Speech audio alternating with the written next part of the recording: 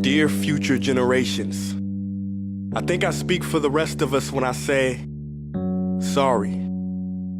Sorry we left you with our mess of a planet.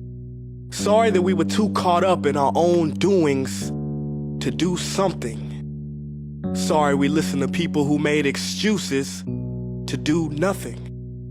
I hope you forgive us. We just didn't realize how special the earth was. Like a marriage gone wrong, we didn't know what we had until it was gone. For example, I'm guessing you probably know it as the Amazon desert, right?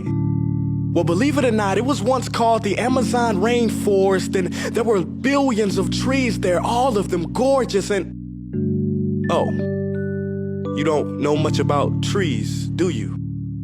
Well, let me tell you, trees are amazing. I mean, we literally breathe the air they are creating. They clean up our pollution, our carbon. They store and purify water, give us medicine that cures our diseases, food that feeds us, which is why I'm so sorry to tell you that we burn them down. Cut them down with brutal machines, horrific, at a rate of 40 football fields every minute. That's 50% of all the trees in the world gone in the last 100 years. Why? For this. And that wouldn't make me so sad if it weren't so many pictures of leaves on it.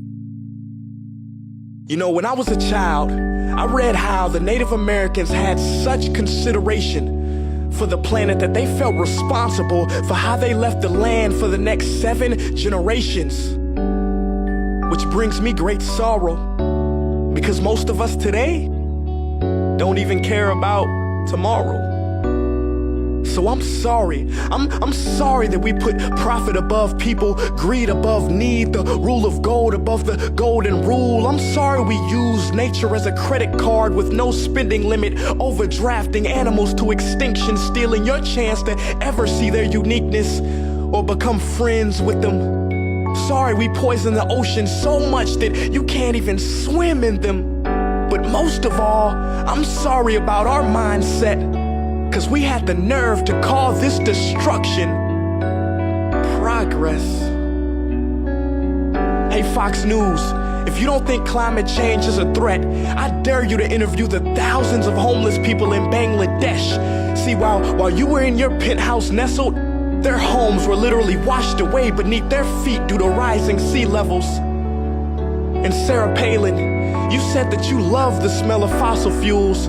Well, I urge you to talk to the kids of Beijing who are forced to wear pollution masks just to go to school. See, you can ignore this, but the thing about truth is, it can be denied, not avoided. So I'm sorry, future generations. I'm sorry that our footprint became a sinkhole and not a garden. I'm sorry that we paid so much attention to ISIS and very little to how fast the ice is melting in the Arctic. I'm sorry we doomed you, and I'm sorry we couldn't find another planet in time to move to. You know what? Cut the beat. I'm not sorry. This future, I do not accept it, because an error does not become a mistake until you refuse to correct it. We can redirect this. How? Let me suggest that if a farmer sees a tree that is unhealthy, they don't look at the branches to diagnose it, they look at the root.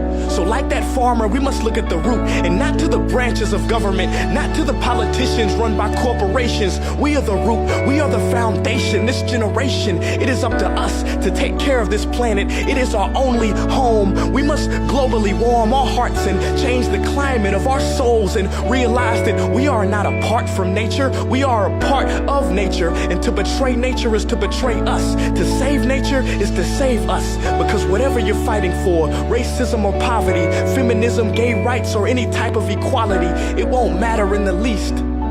Because if we don't all work together to save the environment, we will be equally extinct. Sorry.